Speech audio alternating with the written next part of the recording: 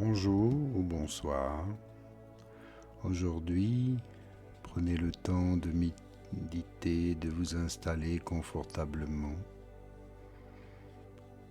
Prendre conscience de votre position, de votre respiration.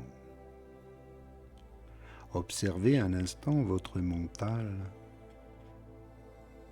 et voyez s'il est très agité. Si vous pouvez faire le calme, tournez votre regard vers le cœur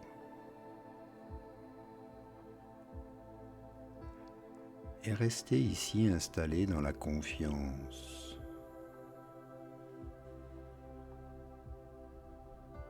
Soyez détendu, trouvez votre enracinement. Et lorsque vous êtes bien installé, n'ayez plus aucune crainte, car lorsque vous craignez quelque chose, vous le nourrissez. Lorsque vous résistez aveuglément, vous le maintenez en vie. Mais lorsque vous le comprenez en tant qu'énergie, vous pouvez alors le transmuter. Ce que vous appelez le mal n'est souvent qu'une force mal comprise, une force qui a été déformée par un traumatisme ou corrompue par l'ignorance. Mais la force en soi est neutre. C'est la direction qui change tout. La même énergie qui crée la guerre peut aussi créer la paix. Le même pouvoir qui répand la peur peut être utilisé pour répandre la vérité. La question est qui le manie, qui l'utilise, et surtout dans quelle mesure ceux qui l'utilisent sont-ils conscients de ce qu'ils créent. Le système ne veut pas que vous le sachiez, car une personne qui comprend le pouvoir créateur de ses pensées ne peut être manipulée par la peur. Elle cesse de réagir, elle commence à choisir.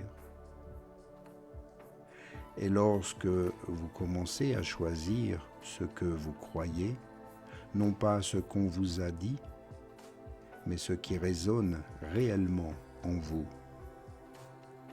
Vous cessez de gaspiller votre énergie dans des mensonges. Vous cessez d'alimenter les illusions qui vous maintiennent dans la petitesse. C'est pourquoi vous devez devenir un penseur conscient, pas seulement quelqu'un qui réagit au monde, mais quelqu'un qui le crée délibérément. Surveillez ce que vous dites. Surveillez les mots que vous répétez sans réfléchir. Surveillez les images que vous nourrissez dans votre esprit. Une attention de chaque jour à travers les médias, les conversations, votre dialogue intérieur, car tout ce que vous laissez entrer dans votre esprit devient partie intégrante de la structure qui façonne votre expérience. La peur n'est pas mauvaise, c'est parfois un signal. La colère n'est pas mauvaise, c'est une force. Ces énergies sont des matières premières qui attendent que vous leur donniez une direction. Vous pouvez les utiliser pour construire des murs ou pour les abattre, pour détruire ou pour éveiller. Mais si vous les ignorez, elles agiront sans que vous en ayez conscience. Et c'est là qu'elles deviennent dangereuses. Non pas parce qu'elles sont mauvaises en soi, mais parce qu'elles sont inconscientes. Si vous vous êtes déjà senti pris dans une spirale émotionnelle que vous ne pouvez pas expliquer, vous allez vers des comportements qui ne correspondent pas à qui vous êtes vraiment. Ce n'est pas parce que vous êtes brisé, c'est parce que l'énergie suit l'attention et la plupart de votre attention a été entraînée à fonctionner en pilote automatique, alimentée par des croyances que vous n'avez même pas choisies. Mais vous pouvez choisir maintenant, en conscience. Lorsque vous commencez à considérer chaque pensée comme de l'énergie, chaque croyance comme une architecture et chaque émotion comme un potentiel, alors vous cessez de craindre le mal, vous cessez de déléguer votre pouvoir et vous commencez à construire un monde qui n'est pas façonné par la peur, mais par la compréhension. Vous pensez être éveillé, vous pensez être conscient, consciente, mais vous ne l'êtes pas, du moins pas complètement, pas autant que vous pourriez l'être. Vous vous réveillez le matin, vous passez votre journée, vous mangez, vous parlez, vous travaillez, vous vous reposez, vous faites des gestes habituels, vous réagissez à ce qui se présente à vous en pensant que vous contrôlez tout. Mais sous la surface, quelque chose d'autre se passe, quelque chose de bien plus profond. Car ce que vous appelez conscience n'est qu'une infime partie de votre réelle conscience. Un champ d'attention étroitement focalisé et entraîné à fonctionner dans le monde physique. Et cette focalisation n'est pas votre état naturel. C'est une transe, une limitation choisie, un filtre conçu pour faire abstraction de l'immensité de votre véritable être. Vous ne rêvez pas quand vous dormez, vous rêvez quand vous êtes éveillé. Et le rêve est si convaincant, si parfaitement construit que la plupart des gens ne le remettent jamais en question. Ils passent même toute leur vie à croire que l'illusion est tout ce qui existe, que les 5 sens racontent toute l'histoire, que la voix de leur ego dans leur tête est qui ils sont, que le monde qu'ils voient est fixe, que les objectifs sont hors de leur influence. Mais ce n'est pas ainsi que cela fonctionne. Ce que vous vivez comme réalité est en fait une co-création.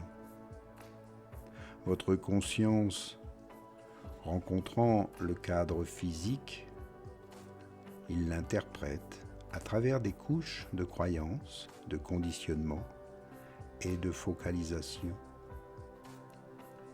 Ce n'est pas que le monde n'est pas réel, et que votre perception de celui-ci est filtrée, délibérément réduite à la vérité profonde et bien plus étrange et bien plus libératrice que tout ce que l'on vous a enseigné. Votre corps est bien réel, mais il ne représente pas tout votre être. Votre personnalité est réelle, mais elle n'est qu'un fragment de votre moi. Cela explique que l'esprit conscient, la partie que vous connaissez le mieux, est comme la pointe d'un iceberg. Il flotte à la surface, à l'affût du danger, gérant la routine, préservant votre identité. Mais sous cette surface se trouve un vaste champ du soi, des couches de conscience, de mémoire et de connexion qui s'étendent bien au-delà de votre vie actuelle, de votre temps présent et même de votre réalité actuelle. Et peut-être vous l'avez déjà entrevu dans des moments de profonde admiration, dans des vues, dans des rêves qui vous ont bouleversé parce qu'ils vous semblaient plus réels que tout ce que vous aviez connu dans votre vie éveillée. Ou alors dans ces rares secondes intenses où le monde semble se dissoudre et vous ressentez une présence étrange et indescriptible, comme si vous touchiez quelque chose d'ancien et de familier. Ce n'est pas de la fantaisie, c'est le reste de vous-même qui apparaît à travers les fissures de la transe. Le système ne veut pas que vous le remarquiez, car lorsque vous le remarquez, vous cessez d'être prévisible. Vous cessez de croire que cette vie n'est qu'un accident aléatoire, que vous êtes un observateur impuissant, que votre valeur se mesure en argent, en titres. Lorsque vous commencez à vous souvenir de qui vous êtes vraiment, alors toute l'illusion commence à s'effondrer. Ce message n'est pas là pour vous enseigner de nouvelles croyances. Il est venu pour vous désapprendre, pour vous débarrasser des hypothèses qui vous maintiennent prisonnier, prisonnière d'une boucle de conscience superficielle. Ici, on vous demande de regarder à l'intérieur de vous-même, de rester assis en silence assez longtemps pour sentir le reste de vous-même s'agiter sous le bruit. Car l'âme n'est pas silencieuse, seulement elle murmure. Elle vous parle tout le temps. Vous avez simplement été trop distrait pour l'entendre. Alors ici, dans votre méditation, prenez le temps de faire ce silence, de calmer l'esprit, d'être à l'écoute de votre cœur, de ressentir par vous-même qui vous êtes réellement. Prenez-en ici conscience. Soyez profondément amoureux, amoureuse de vous-même et célébrez la vie, célébrez cet éveil de conscience. Soyez dans la joie, dans l'amour, vivez pleinement dans la lumière et ne craignez plus rien, car vous êtes chacun des êtres de lumière